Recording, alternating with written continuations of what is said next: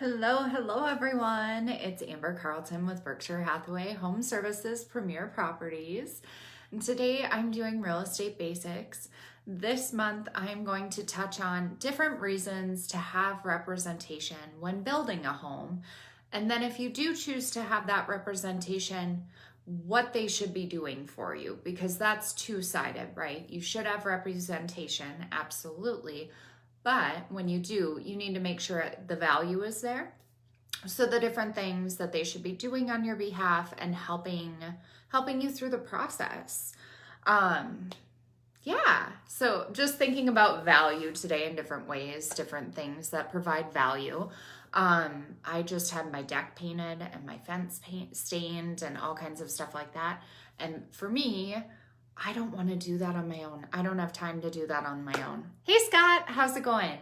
I would much rather, I see the value in paying someone to do that for me.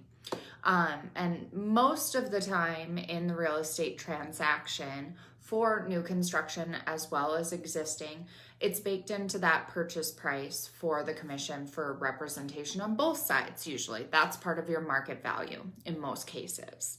So that's already there for you and will come out of closing proceeds in most instances. Now, when you're working with new construction, one of the things you want to think about are the contracts. If you went through an open house and maybe you met with one of their sales associates at that new construction company who might be licensed or might not be licensed, totally good either way. They might actually be an agent representing the builder who is not a paid employee of the builder. There's all different types of scenarios, but that person is representing the builder at that point in time. So they have the builder's best interest in mind, the same way a listing agent will have the seller's best interest in mind. That's where their contractual obligation and fiduciary duties lie, which makes sense, right? So now if you don't have any representation, if that person is a real estate agent, a licensed realtor, they're going to shift into a dual agency situation. And in that case, they need to give facts to both sides. They can still help with selections. They just can't advocate for either side anymore. And that gets gray. Not to say it can't be done. I've done it myself. But it can get a little more gray when you're in a dual agent situation for sure.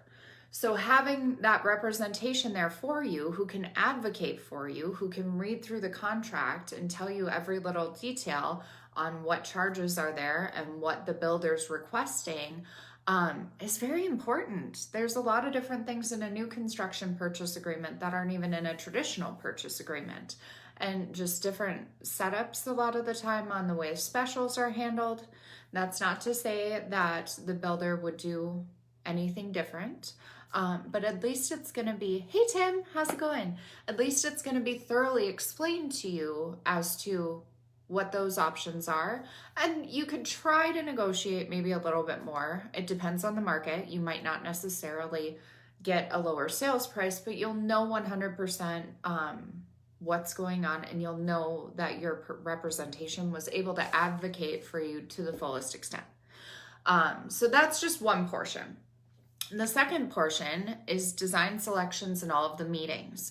So your representation should be there for all of that. If it's a situation where you're working with someone and that's your person, you've worked with them for years and now you're new construction land and all of a sudden they're just not there, call them and be like, I want you here. I want your help with this. They should automatically just be there.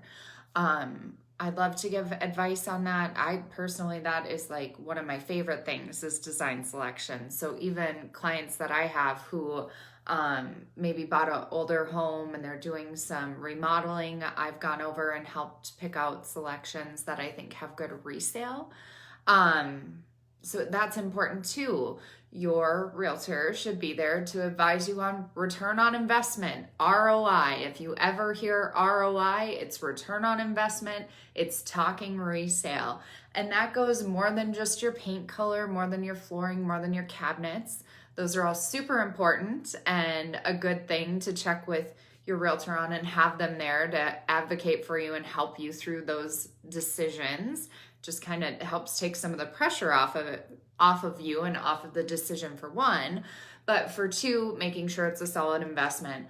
And another thing you're going to want to think about, not just the colors and stuff, is maybe rooms. Maybe you want to do something super creative that might not have the best flow, or you've got a genius idea that you're going to change something up and you just want to make sure it's going to work well for other families in the future. Those are good talks to have before you're actually building the home, because once those boards go up, then the cost to rearrange anything is exponential. So you want to have those conversations right away. Very important. And your representation is there to help you through all of that. Let's see here. Selections, return on investment, making sure your realtor is there actually representing you, because that's what they're there to do, because it is two-sided. I think sometimes that doesn't happen, and that's unfortunate. And hopefully that starts happening more. And then on the flip side, there are sometimes that it's not as encouraged to have representation, which is also unfortunate.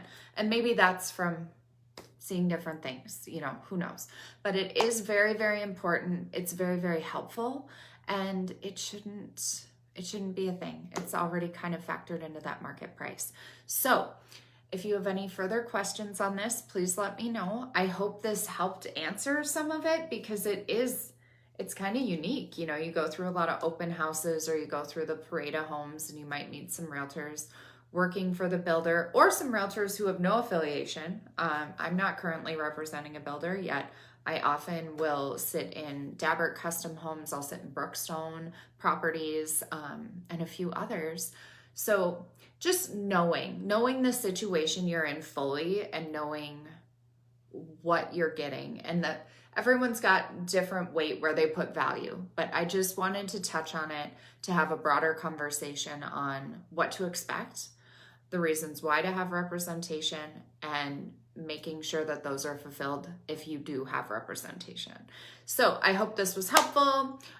It is about that time of year where we need to start prepping our homes for fall. I just sent out to a neighborhood that I work closely with a letter saying, do all this stuff, get it done before winter happens. If you want a copy of that letter, let me know. I'm going to post it on Facebook, just a photo of each picture. That's weird. That'll be on there. And I will also have it in email form where it's PDF, or if you wanted a paper copy, I can mail you a copy. So hit me up if you want winter to-dos to get all those projects done before it gets cold. Especially tip right now that I need to do too, take your hose off of the outside of your building and get one of those covers over your spigot to make sure that you don't have any freezing and pipe breakage inside. Okay, that's tip number one. There's all kinds of tips on things to do on that letter. So let me know if you want one. Go to my Facebook page to get a photo copy, JPEG copy. And yeah, I hope you guys have a super weekend. It's supposed to warm up, but if you're going out to watch Friday Night Lights tonight, bundle up. Stay warm, okay? Take care, you guys. Bye-bye.